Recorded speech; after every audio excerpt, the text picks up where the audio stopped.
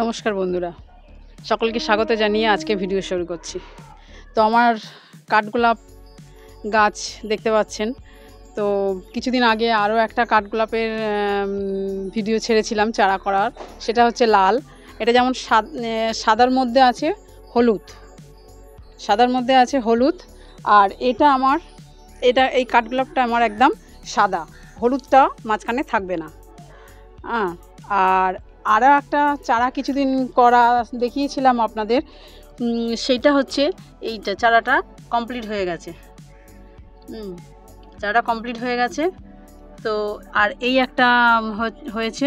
তো কিছুদিন আগে আমি ভিডিও দিয়েছিলাম আপনাদেরকে যে এইটা আমি চারা করতে যাচ্ছি, করাটাও দেখিয়েছিলাম, কিভাবে কি নিয়েছি সেটাও আপনাদের দেখিয়েছিলাম।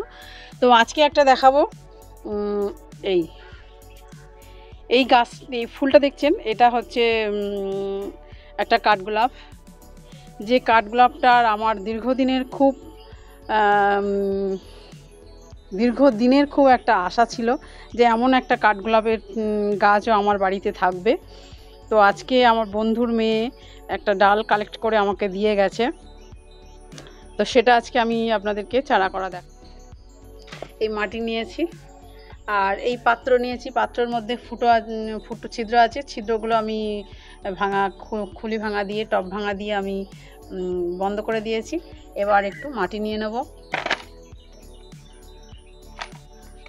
এই মাটিটা আমার খুব উপযুক্ত মাটি, কারণ হচ্ছে এটার মধ্যে পাতা পচা আছে, সবজির খোসা পচিয়ে সেটা ভালো করে শুকিয়ে নেওয়া আছে এর মধ্যে, এবং কোকোপিট আছে। 3 রকম জিনিস আছে এই চারাটাকে করার জন্য উপযুক্ত মাটি হিসাবে আমি ব্যবহার করি। তো এই মাটিটা আমি এই বাটির মধ্যে ভরে নিলাম।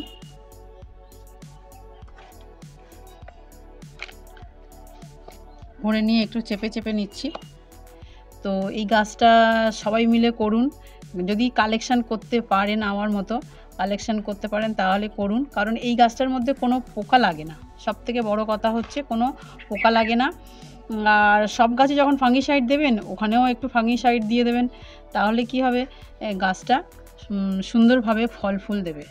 আর এর কোনো খাবারের কোনো ইয়ে নেই, যেটা এটা দিতে হবে, ওটা দিতে হবে। আপনি আপনার ঘরে যা থাকবে সেই খাবারটাই দিয়ে দেবেন।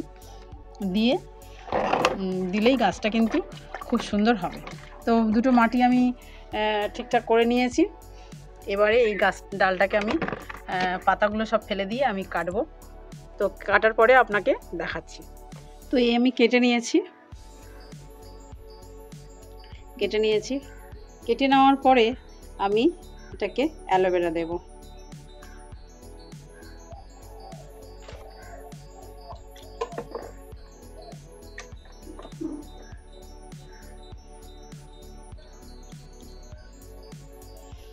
দেখে ভালো করে অ্যালোভেরা দেব। অ্যালোভেরা দিয়ে আর এটার মধ্যে বসিয়ে দেব। আমি রুট হরমোন দিয়েই বসাই। কারোর কাছে যদি রুট হরমোন থাকে তাহলে রুট হরমোন দিয়ে বসাবেন, কিন্তু আমার রুট হরমোনটা শেষ হয়ে গেছে, তাই জন্য আমি অ্যালোভেরা দিয়েই বসাবো। তো এই অ্যালোভেরা দিয়ে বসিয়ে দিলাম।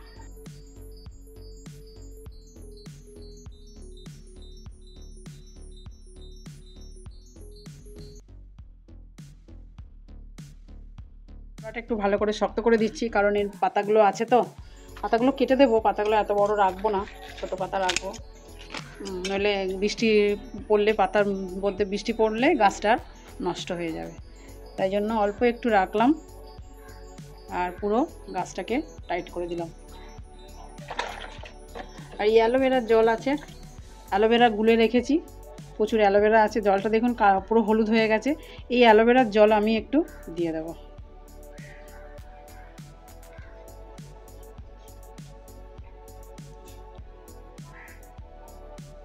অল্প দেব, বেশি দেবো না, কারণ এখন বৃষ্টি হচ্ছে, বেশি দেব না, অল্প দেব। তো এই হয়ে গেল বসানো, আর এটাও হয়ে গেল বসানো। এরপরেও যখন আবার এটা চারা হবে, তখনও আপনাদের সঙ্গে এটা শেয়ার করব। আজ আসি এই পর্যন্ত, টাটা।